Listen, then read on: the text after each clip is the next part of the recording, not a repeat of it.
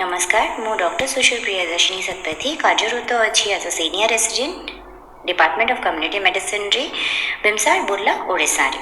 आज मोर प्रधान वक्तृता रहिबो स्त्री विभाग और स्त्री स्वास्थ्य और युव किशोरी मानक उपरे।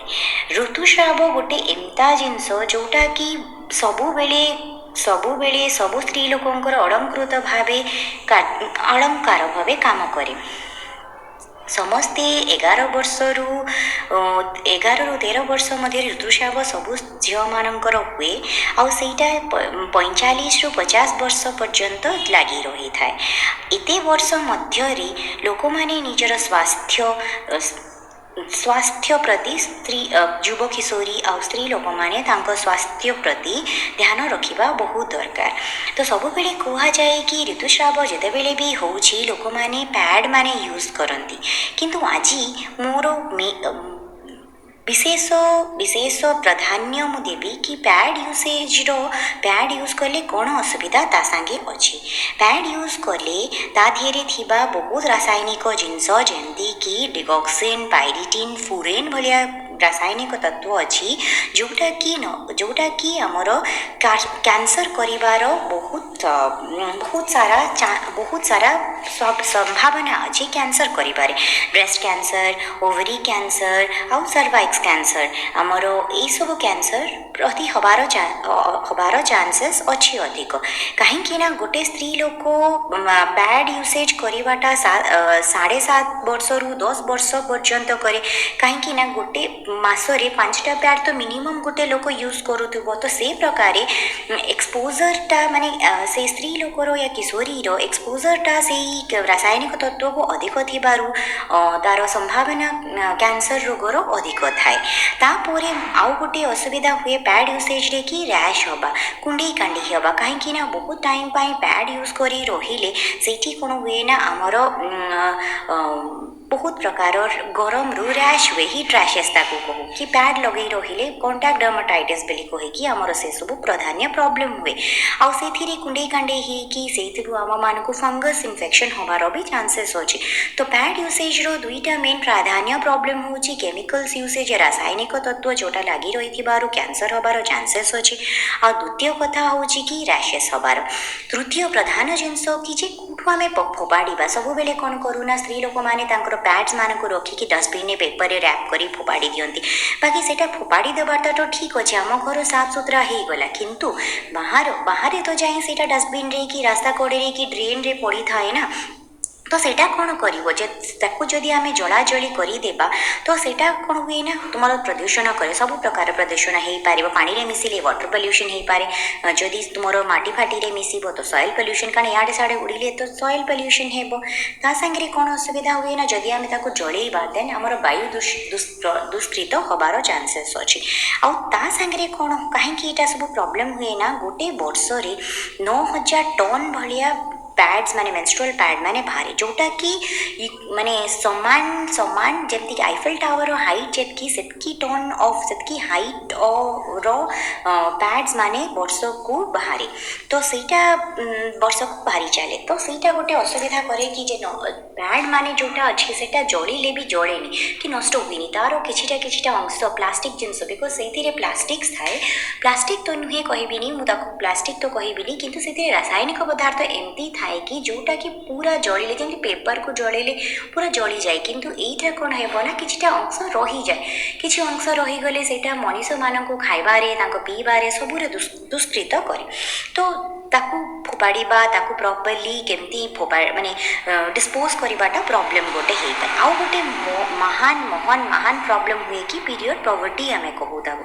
कहीं कह जाए ना गोटे पैड रो कॉस्ट हूँ 10 टंका, गोटे पीरियड्स रे 10टा पैड यूज हुए। आ गोटे पीरियड रे 100 टंकार पैड खर्च है, गोटे वर्ष रे केते हेम्पो सेमती 1200 टंका। किंतु କିନ୍ତୁ ମୁଁ କହିଥିଲି ନା ପ୍ରଥମରୁ କି ଜଣଙ୍କ ଋତୁସ୍ରାବଟା ଆରମ୍ଭ ହୁଏ 11ରୁ 15 ବର୍ଷ ମଧ୍ୟରେ ଆଉ ସରିବା ବୟସ 45ରୁ 50 ବର୍ଷ ମଧ୍ୟରେ।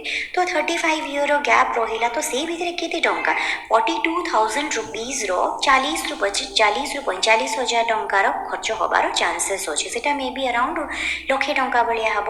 କିନ୍ତୁ ଆମ ଇଣ୍ଡିଆରେ ଗରିବ ଲୋକଙ୍କ ସଂଖ୍ୟା ଟିକେ ଅଧିକ ଆଉ ସେମାନଙ୍କର ମାସକୁ ବ୍ୟୟ ରହୁଥିବ 140 ଟଙ୍କା ୟା 150 ଟଙ୍କା ଦିନକୁ ସେମାନେ ହାରାହାରି ରୋଜଗାର କରୁଛନ୍ତି। ତ ଯଦି 140 ଟଙ୍କା ୟା ତାଠୁ କମ୍ ବି ରୋଜଗାର କରୁଛନ୍ତି ଲୋକ, ତ ସେ ମଧ୍ୟରେ କେମିତି ଏତେ ଟଙ୍କା ଖର୍ଚ୍ଚ କରି ପ୍ୟାଡ୍ କିଣି ପାରିବେ? ତ ମୋର କହିବାର ତାତ୍ପର୍ଯ୍ୟ ଏଇଟା କି ଯେ ବହୁ କମ୍ ଲୋକ ଗାଁ ଗହଳି ଇଭେନ୍ ଏମିତି ବି ହୁଏ କି ସହରମାନଙ୍କରେ ବି ଲୋକମାନେ ପ୍ୟାଡ୍ ନ ୟୁଜ୍ କରିକି ଅଲଗା ଜିନିଷ ୟୁଜ୍ କରିବାକୁ ଚାହାନ୍ତି। ଆପଣ ଏବେ ମାନେ ମୋତେ ପଚାରିବେ କି ଯଦି ଆମେ ପ୍ୟାଡ୍ ନ ୟୁଜ୍ କରିବୁ ତାହେଲେ ଆମେ କ'ଣ ୟୁଜ୍ କରିବୁ? ତ ମୁଁ କହିବାକୁ ଚାହିଁବି କି ଦୁଇଟା ପ୍ରକାରର ଅଲ୍ଟରନେଟିଭ୍ସ ଅଛି ଯେଉଁଟାକି ଆମେ ୟୁଜ୍ କରିପାରିବା ପ୍ୟାଡ୍ ଜାଗାରେ। ଗୋଟେ କି କପଡ଼ାର ପ୍ୟାଡ୍ କରିକି ୟୁଜ୍ କରିପାରିବା, ଆଉ ଗୋଟେ ମେନଷ୍ଟ୍ରୁଆଲ୍ କ୍ୟାପ୍ କହିକି ଯେଉଁଟା ମିଳୁଛି ସେଇଟା କରିପାରିବା। କପଡ଼ା ପ୍ୟାଡ୍ର ୟୁସେଜ୍ କ'ଣ ନା ସେଇଟା ଆମେ ଘରେ ଆରାମସେ ବନେଇ ପାରିବା। ସୂତି କପଡ଼ାରେ ହଉ ସେଟାରେ ବନେଇବା। ସେଥିରେ କ'ଣ ନା କିଛି ପ୍ରକାର କେମିକାଲ୍ସ ରହିଲାନି, କିଛି ପ୍ରକାର ରାସାୟନିକ ପଦାର୍ଥ ନାହିଁ ଯେଉଁଥିପାଇଁ କି ଆମକୁ କୌଣସି ପ୍ରକାର କିଛି ର୍ୟାଶ୍ ହେବାର ଚାନ୍ସେସ୍ ନାହିଁ। କି ତା ସାଙ୍ଗରେ କ'ଣ ହୁଏ ନା ଆମରମାନଙ୍କ କ୍ୟାନ୍ସର ମାନେ ଯେଉଁଟାକି କ୍ୟାନ୍ସର ପ୍ରଭୃତିର କର୍କଟ ରୋଗ ହେବାର ଚାନ୍ସେସ୍ କମ୍ ଅଛି। ଆଉ ଆମକୁ କେଉଁଠି ଫୋପଡ଼ା ଫୋପଡ଼ି କରିବାର ସେ ଟେନସନ୍ ବି ନାହିଁ। ଆଉ ପ୍ୟାଡ୍ରେ ଯେଉଁ ପଇସା ଖର୍ଚ୍ଚ ହେବା କଥା ସେଇଟା ବି କ୍ଲଥ୍ କପଡ଼ା ୟୁଜ୍ କଲେ ହେବନି। ତ ଗୋଟେ ଅଲ୍ଟରନେଟିଭ୍ ହେଉଛି କ୍ଲଥ୍ କପଡ଼ା ୟୁଜ୍ କରିବା। ସେକେଣ୍ଡଟା ହେଉଛି କି ଆମେ ମେନଷ୍ଟ୍ରୁଆଲ୍ କପ୍ ବୋଲି କହିକି ଗୋଟେ ଆସୁଛି ଯେଉଁଟାକି ଆମେ ପ୍ୟାଡ୍ ଜାଗାରେ ୟୁଜ୍ କରିପାରିବା ୟା ବ୍ୟବହୃତ କରିପାରିବା। ସେଇଥିରେ କ'ଣ ହୁଏ ନା ଗୋଟେ ପ୍ୟାଡ୍ ଯେଉଁଟା ଆମେ ଗୋଟେ କପ୍ ଯେଉଁଟା ଆମେ କିଣିବା ସେଇଟା କଷ୍ଟଟା ଟିକେ ଅଧିକ ପଡ଼ିପାରେ, 1000 ଟଙ୍କା ପଡ଼ିପାରେ ପ୍ରଥମ ଥର କିଣିବା। କିନ୍ତୁ ସେଇ ଗୋଟେ କପ୍କୁ ଆମେ 10 ବର୍ଷ ପର୍ଯ୍ୟନ୍ତ ସବୁ ମାସରେ 5 ଦିନ ପାଇଁ ୟା 7 ଦିନ ପାଇଁ ୟୁଜ୍ କରିପାରିବା। ଆଉ ସେଥିରେ କିଛି ପ୍ରକାର ପ୍ଲାଷ୍ଟିକ୍ ନାହିଁ, କିଛି ପ୍ରକାର କାର୍ସିନୋଜେନ୍ ନାହିଁ, ସେଥିପାଇଁ କିଛି ବି ନାହିଁ। ତ ଆମର ମେନ୍ ବିଷୟରେ ଯାହା ଆମେ ଡିସ୍କସ୍ କରିବାକୁ ଚାହୁଁଛେ ସେଇଟା ହେଉଛି କି ସବୁ ଋତୁସ୍ରାବ ଗୋଟେ ଭଗବାନ ଆମମାନଙ୍କ ପାଇଁ ବ୍ଲେସିଂସ୍, ସବୁ କିଶୋରୀମାନଙ୍କ ପାଇଁ, ସବୁ ସ୍ତ୍ରୀ ଲୋକମାନଙ୍କ ପାଇଁ ଗୋଟେ ବ୍ଲେସିଂ। ତ ଆମେ ସେଇଟାକୁ ଦୁଃଖୀ ହେଇକି ତା ପାଇଁ ଆମେ ଟେନସନ୍ ନେଇକି କିଛି ନ କରିକି ଆମେ ମାନେ ତାକୁ ଖୁସି ଖୁସିରେ ଆଦୃତ କରିବା ନିଜ ଜୀବନରେ। କିନ୍ତୁ ଆମେ ଯଦି ପ୍ୟାଡ୍ ରେଗୁଲାରଲି ୟୁଜ୍ କରୁଛେ ତ ତା'ର ଯେତିକି ସାରା ଅସୁବିଧାଟା ଅଧିକ ଅଛି କମ୍ପେୟାର୍ଡ ଟୁ ଆମେ ଅଲଗା ମେଥଡ଼ ଅପେକ୍ଷା। ତ ସେଇଥିପାଇଁ ଆମେ ଅଲୱେଜ୍ ଚେଷ୍ଟା କରିବା କି ଆମର ଜୀବନଟାକୁ ଖୁସି ଆଉ ସ୍ୱାସ୍ଥ୍ୟବାନ ବନେଇବା ପାଇଁ। ସେଇଥିପାଇଁ ମାନେ ପ୍ୟାଡ୍ ଜାଗାରେ ମୁଁ କହିବି କି ଆମେ ଅଲଗା ପ୍ରକାର ଯେମିତି କପଡ଼ାର ପ୍ୟାଡ୍ ହଉ, କ୍ଲଥ୍ ପ୍ୟାଡ୍ ହଉ ତାକୁ କୁହାଯାଏ, କି ମେନଷ୍ଟ୍ରୁଆଲ୍ କପ୍ ଆମେ ଆମ ଋତୁସ୍ରାବ ସମୟରେ ବ୍ୟବହାର କରିବା। ମୋର ଏଇଟା ଗୋଟେ ବାର୍ତ୍ତା ମୁଁ ଦେବାକୁ ଚାହୁଁଛି ମୋ କିଶୋରୀ ବନ୍ଧୁମାନଙ୍କୁ ଓ ସ୍ତ୍ରୀ ଲୋକମାନଙ୍କୁ ଯେଉଁମାନେ ପ୍ୟାଡ୍ ମାନେ ବ୍ୟବହୃତ କରୁଛନ୍ତି। ସେମାନେ ନିଜର ପଇସା ବଞ୍ଚେଇବା ଆଉ ନିଜକୁ ଅଲଗା କ୍ୟାନ୍ସର୍ସ ମାନଙ୍କ ଭଳି ରୋଗ ପ୍ରତିରୋଧକ କରିବା ଆଉ ଯେଉଁଟା ଫୋପଡ଼ା ଫୋପଡ଼ି କରିବାରେ ଯେଉଁ ଟେନସନ୍ ଥାଏ ତାଠୁ ବଞ୍ଚେଇବା ପାଇଁ ସମସ୍ତେ କ୍ଲଥ୍ ପ୍ୟାଡ୍ ଆଉ ମେନଷ୍ଟ୍ରୁଆଲ୍ କ୍ୟାପ୍ ୟୁଜ୍ କରନ୍ତୁ ବୋଲି ମୁଁ ସମସ୍ତଙ୍କୁ ଅନୁରୋଧ କରିବି ୟା ମୁଁ ସମସ୍ତଙ୍କୁ ଆଡ଼ଭାଇସ୍ ଦେବି। ଧନ୍ୟବାଦ।